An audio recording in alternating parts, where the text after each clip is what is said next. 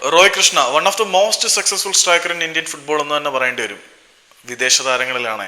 ഈ Fijian international താരമായിട്ടുള്ള Indian വംശജന് വളരെ മികച്ച പ്രകടനമാണ് ഇന്ത്യൻ സൂപ്പർ ലീഗിൽ അദ്ദേഹത്തിന്റെ അരങ്ങേറ്റ കാലം മുതൽ കാഴ്ചവെച്ചുകൊണ്ടിരിക്കുന്നത്.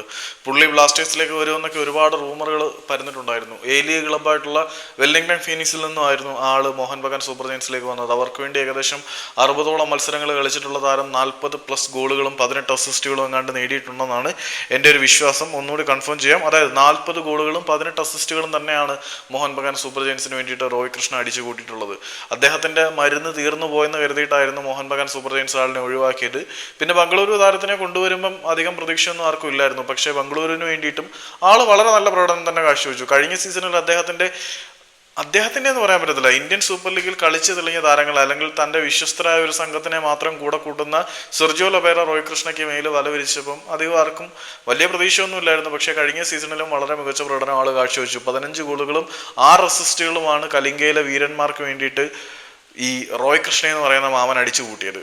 ഏതായാലും പരിചയസമ്പത്തിൽ വിശ്വസിക്കുന്ന പരിശീലകൻ ആയതുകൊണ്ട് തന്നെ സെർജിയോ ലൊബേറ 1 വർഷത്തേക്ക് കൂടി ആളിന്റെ കോൺട്രാക്ട് എക്സ്റ്റെൻഡ് ചെയ്യാൻ തീരുമാനിച്ചിരിക്കുകയാണ്. വരാൻ പോകുന്ന 2024-25 സീസണിലും റോയ് കൃഷ്ണ ഒഡീഷ FC-ക്കൊപ്പം ഉണ്ടായിരിക്കും. ആളിന് ഏജ് കൂടുതലായതുകൊണ്ടായിരിക്കും ലോങ് ടൈം കോൺട്രാക്ട് ഒന്നും ആരും കൊടുക്കാത്തത്. ഏതായാലും അടുത്ത സീസണിലും ഒഡീഷയ്ക്കൊപ്പം റോയ് കൃഷ്ണ തുടരും. ആ പെർഫോമൻസ് നോക്കിയിട്ടായിരിക്കും ബാക്കിയുള്ള കാര്യങ്ങളൊക്കെ.